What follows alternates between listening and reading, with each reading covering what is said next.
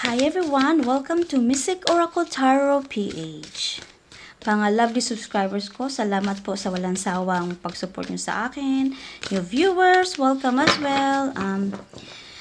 Bago matapos panoorin nyo po itong video, this reading po, please don't forget to comment down below, like, and if you resonated, okay? And kung ikaw ay bago na viewers, sana suportahan nyo din po ako by subscribing. Help me build up my channel back again. And yeah, and if you know someone that can resonate this message, please do share it. Para ma-spread yung channel ko, ma-known. Then, if they find this reading also, then, interesting, naka-resonate talaga sila. So, they're probably going to also help me to build my channel up. Okay. Like I said, every readings ko po, no? So, hindi lahat maka-resonate po. Kung hindi po kayo maka-resonate, then leave it behind po. Okay?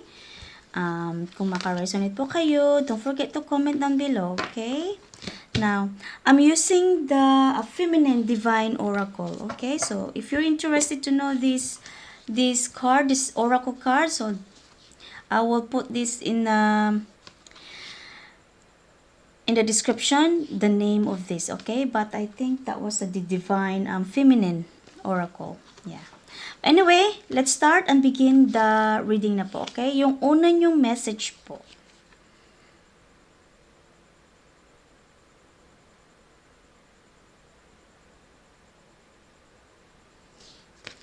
Okay, Mary Magdalene, the apostle to the apostles. I am the bridge between heaven and earth. I am fully human and fully divine. I feel like si Mary Magdalene, no? Parang she's present. Parang she's there to guide you. Okay. Parang yung divine universe, they send Mary Magdalene to help you what you are going through. Oh. Parang pinaparamdam ni Mary Magdalene na she's there to guide you. She's there to help you. Kung ano mang pinagdaanan mo. Okay? And we've got also Khadijah. Sorry, I don't know how to pronounce this one. Okay. She's the mother of believers. I am spiritual and financial abundant. I provide heaven and earth for myself. So, si Khadijah ay nandito din siya, okay? To help you in a spirit way, okay? In a spirit way.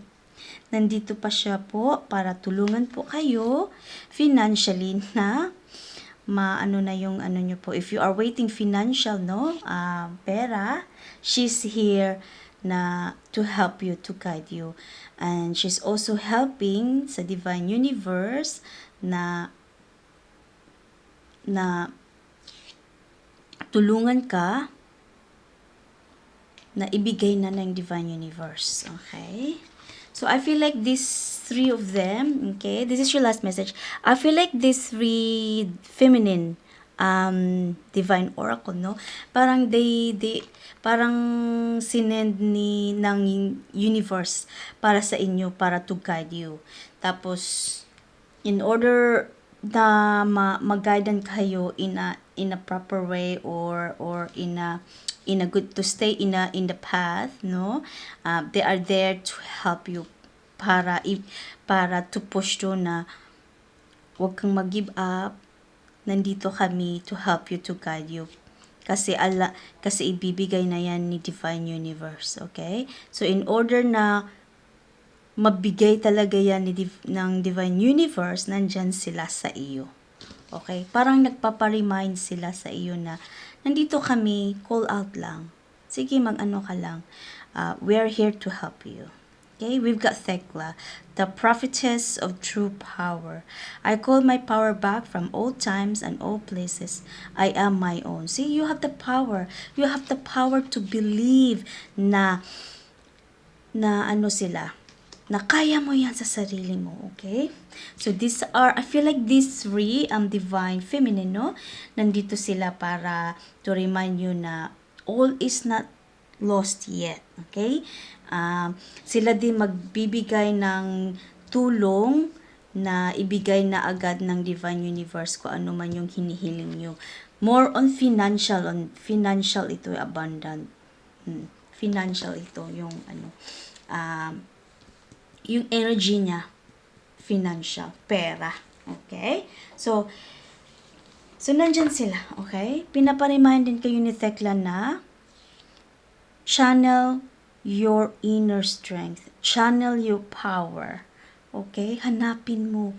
Nandyan yan. Makikita mo, mahanap mo. You've got the power to control, to handle from emotions to everything. Okay? Nandyan sila nagpapa-remind po sa inyo. Okay. Ang dami naman, din natin kunin kasi marami.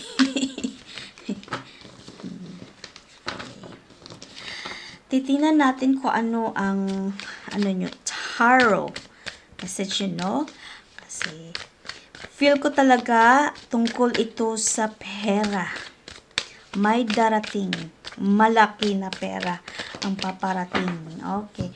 Meron tayong the Hierophant.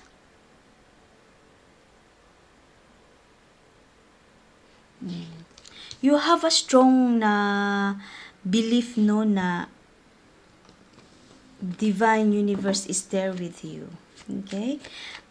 Lagi kang nagpipray, lagi mong dinadasal na ibigay na ni Lord, ibigay na ni Divine Universe.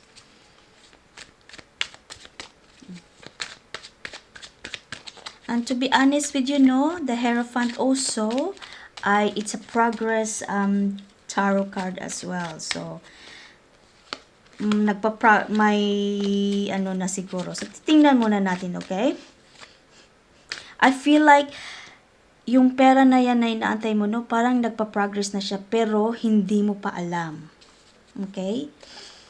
In a disguised way, siguro ito. So, tingnan mo natin. Let's get more kung ano pa. Okay? Oops. Ang dami naman. Ang daming tumatalon sa nyo, tarot card nyo. Ang daming mensahe, but kasi sa sobrang dami, you don't know if I can't connect that energy, okay? So, kailangan isa, apat, o dalawa lang ang makalabas kasi that's where I can find the connection of the energy na yung mensahe talaga para sa inyo. Malaki itong pera na paparating, okay? We got, ano to? The Judgment.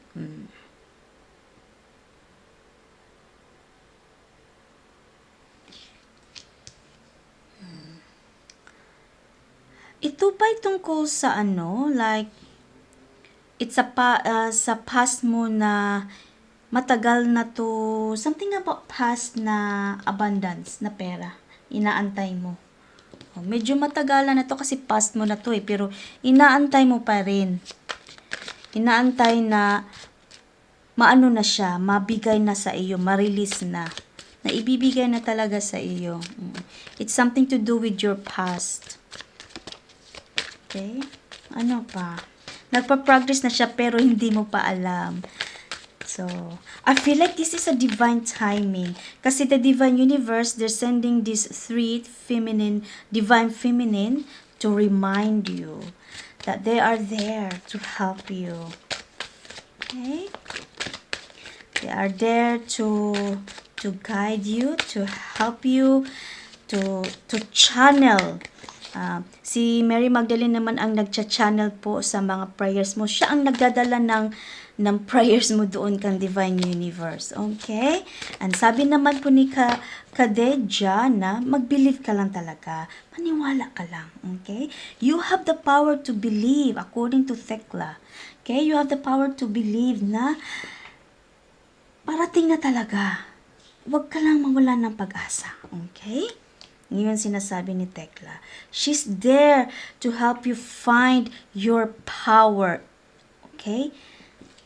Okay. So, meron tayong Four of Wands.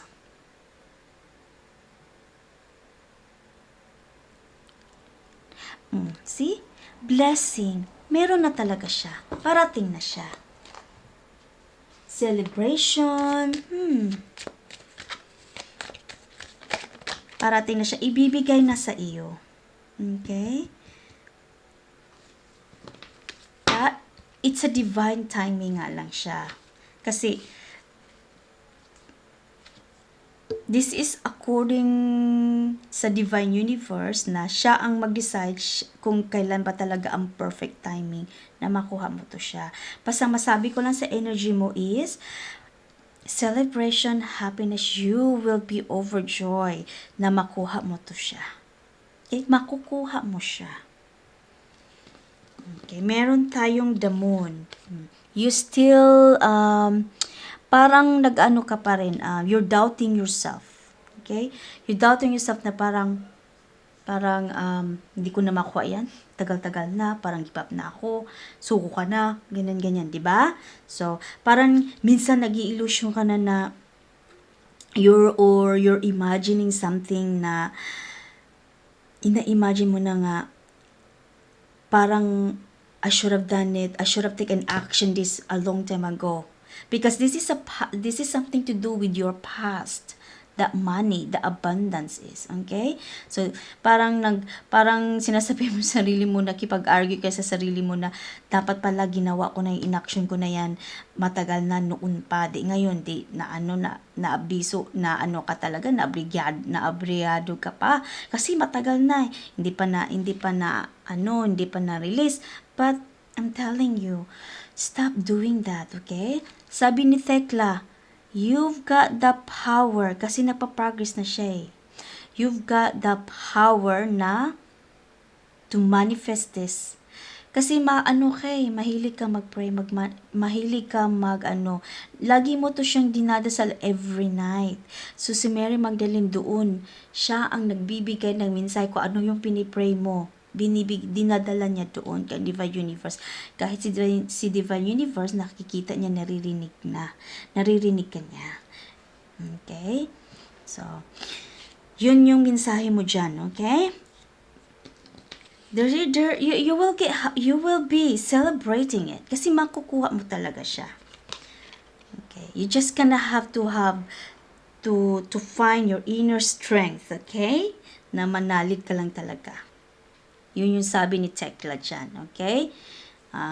Kasi, according to Tekla, meron ka na. You have, kailangan lang talaga ng kailangan mo lang talaga na i-accept mo na ang sitwasyon, okay? Kasi you have the power to manifest it. What you want. It's already within reach. Continue to believe nga lang, okay? Continue to believe nga. Kasi nandyan na. We got Knight of Swords. Ang liit kasi ng yung words niya dito, kaya ginaganon ko pa, Sorry. Sorry, everyone. So, we got Knight of Swords. See. You, in fact, a fighter. Napaka-strong mo na tao. Kahit sabihin mo sa sarili mo na, suko na ako, ayoko na, pero hindi ka pa rin nag-give up. Hindi ka pa rin sumusuko. Kasi you already sacrificed so much already. Inaantay mo yan matagal na. Kaya, sobra ang determinasyon mo sa sa pera na yan. Sinisisi mo pa yung sarili mo na I should have done it a long time ago. Wala na, too late na, di ba? But, even though na hindi mo siya na-actionan before the past, but you already done it. You already pushed through. Like I said, you have the power to manifest what you want and it's already within reach. Kailangan lang talaga na manali ka. Kasi, binigay yan ni Lord sa iyo, sa iyo mismo binigay ni Lord na you have the power to manifest it. Kasi, yung intention mo, at saka napakabait mo daw na soul. Okay? Yun yung energy niya dyan. Okay? Yun yung nababasa ko sa energy na yan. Siguro you're a giver. Kaya binibigay ni Lord sa iyo, Divine Universe, what you deserve. Kasi lagi kang nagbibigay, hindi ka na nag-ano sa sarili mo. You don't think about yourself. Bigay ka lang ng bigay. Kaya binibigay din ni Lord sa iyo. Okay? For that talent. Okay? Parang umaalis na ang energy niya. Ano pa? Meron pa ba? Before you go? Energy? Meron ka pa ba? Divine Universe? Meron pa bang pahabol? At least one more? Paalis na yung energy. Hindi ko na siya masyadong ma-feel. But there is, I think there's one more. One or two. Nag-ano pa siya eh. Meron pa konti. I just need to find that energy. Okay. Okay. Meron tayong 8 of Pentacles.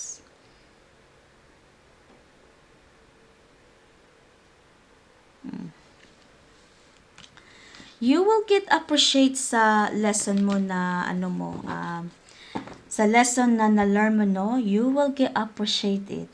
Kasi you learn something na hindi mo na siya gagawin. You learn something na pwede mo siyang i-share to someone na may alam ka na similar to the situation that you are going through. Okay? At ito din ang 8 of Pentacles, ito yung reward mo. Ito yung sign na reward mo na makukuha mo na siya. You work hard for it.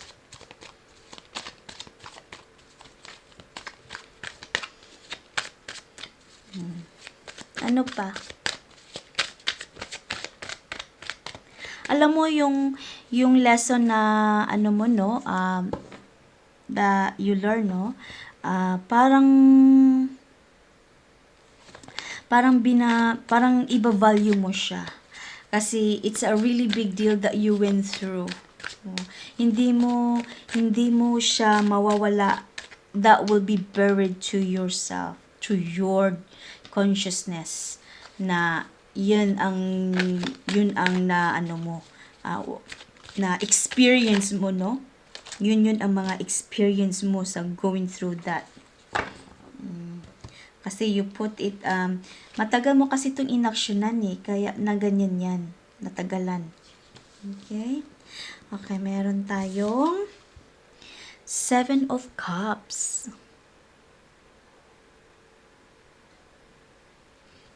Okay. Meron tayong there is really a potential na teka, sandali. Ibuksan muna natin to siya, okay? Meron tayong, yan, strength. Sinasabi ko na yan kanina pa, yung strength na yan eh. At saka yung last message mo is 9 of Swords. Okay.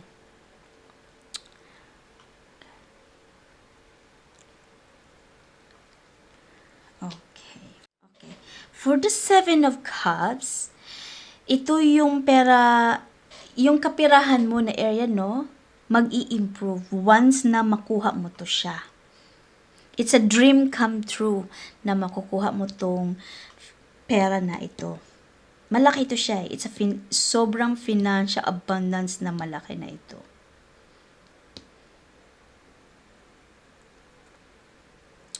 This will give you na sa pera mo, magi-improve yung pera mo sa situation mo, which is really good. Okay.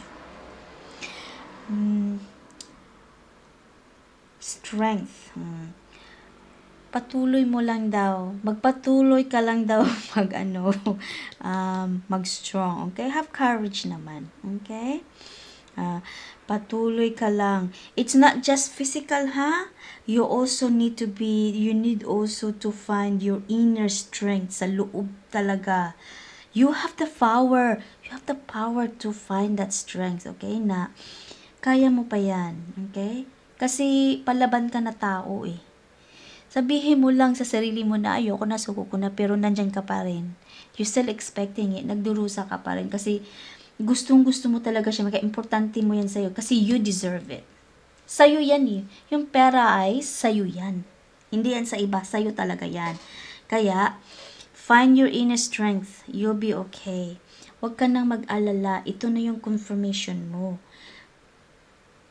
Ibibigay siya. Okay? Huwag kang minsan na nga nag-anxiety ka na eh. Kasi gustong-gusto mo na makuha. It's literally, it's within your reach, makukuha mo na to.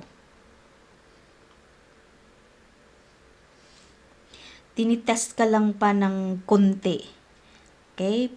Sinusubukan ka pa lang ng Divine Universe ng kunting-kunti lang kung hanggang talaga yung yung faith mo, hanggang mini-measure yung faith mo. Okay? Kaya, sinabihan ka dito at the same time, pinaremind naman po kayo na mag-ano ka lang talaga, mag-strong ka talaga. Okay? Find it within yourself. Makukuha mo yan. Kaya mo yan. You've got the power. Kasi palaban ka. Palaban ka na tao. You have a good soul as well. Yun yung sinabi the energy dyan. Okay, that's all I have for you today. Yan lang talagang energy na ko na connect. I can't find any more energy that I can give it to you, okay? That's all I have for today, and I hope that you enjoyed this reading. I hope someone can resonate this message. Thanks for watching, everyone. I will see you in my next video. Bye for now!